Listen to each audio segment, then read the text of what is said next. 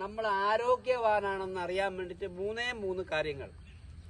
ശരീരം വിയർക്കുന്നുണ്ടോ, ആവശ്യത്തിന് മൂത്രമൊഴിക്കുന്നുണ്ടോ, എല്ലാ ദിവസവും വയറ്റിൽ നിന്ന് പോകുന്നുണ്ടോ, മോഷൻ, യൂറിൻ, സ്വെറ്റ്, ഇത് മൂന്നും കറക്റ്റ് ആണെങ്കിൽ നിങ്ങൾക്ക് ഒരു ഡോക്ടറെയും കാണേണ്ട ആവശ്യം വരത്തില്ല.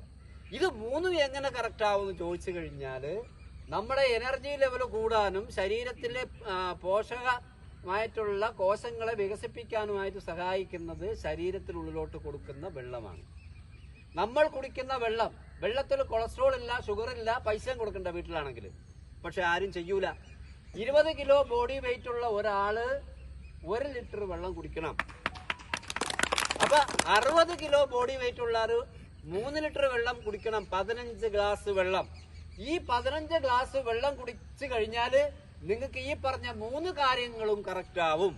ഇതിൽ ഏറ്റവും പ്രധാനപ്പെട്ട ഒരു കാര്യം, നമ്മുടെ ശരീരത്തിന്റെ ഉള്ളിൽ അടിഞ്ഞുകൂടിയിട്ടുള്ള, നമ്മൾ കഴിക്കുന്നതിന്റെ ഭക്ഷണത്തിന്റെ അനന്തരഫലമായിട്ട് അടിഞ്ഞുകൂടിയിട്ടുള്ള ടോക്സിസിറ്റി, അതായത് വിഷപദാർത്ഥങ്ങൾ പുറന്തള്ളപ്പെടുന്ന ഏറ്റവും പ്രധാനപ്പെട്ട മീഡിയം എന്ന് പറയുന്നത് മോഷൻ, യൂറിൻ, സ്വെറ്റ് അല്ലെങ്കിൽ വിയർപ്പ്.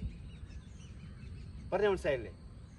അപ്പൊ വിയർക്കാത്ത ഒരു മനുഷ്യന് ഏറ്റവും കൂടുതൽ ടോക്സിസിറ്റി ഉള്ളതിന്റെ പ്രധാനപ്പെട്ട ലക്ഷണം മനുഷ്യ ശരീരത്തിൽ കാണിക്കുന്ന സ്കിന്നിലാണ്, ത്വക്കിലാണ്. നിങ്ങൾ ശ്രദ്ധിച്ചാൽ അറിയാൻ പറ്റും. വിയർക്കാത്ത ഒരു മനുഷ്യനും വെള്ളം കുടിക്കാത്ത ഒരു മനുഷ്യനും ശരിക്കും വയറ്റിന്ന് പോകാത്ത ഒരു മനുഷ്യന്റെ എന്തെങ്കിലും ഒരു സ്കിൻ പ്രോബ്ലം ഉണ്ടാവും.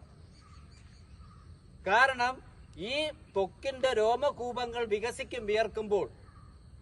നമ്മൾ ഈ എക്സസൈസ് ചെയ്യുമ്പോൾ ശരീരം വിയർക്കുമ്പോൾ തൊലിക്കടിയിൽ അടിഞ്ഞുകൂടിയിരിക്കുന്ന കൊഴുപ്പുകൾ നിർവീര്യമാക്കപ്പെട്ടിട്ട് നമുക്ക് നല്ലൊരു എനർജി കിട്ടും.